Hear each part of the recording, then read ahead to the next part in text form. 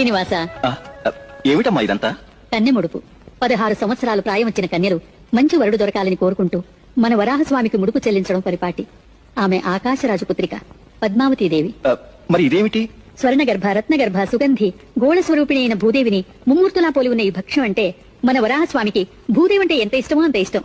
దాన్ని లడ్డు అంటారు. తిను నాయనా.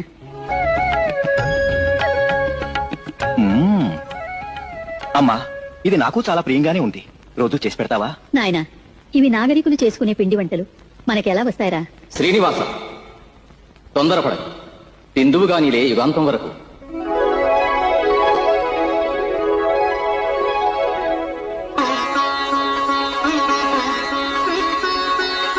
శ్రీనివాస, ఏమిటమ్మా ఇదంతా?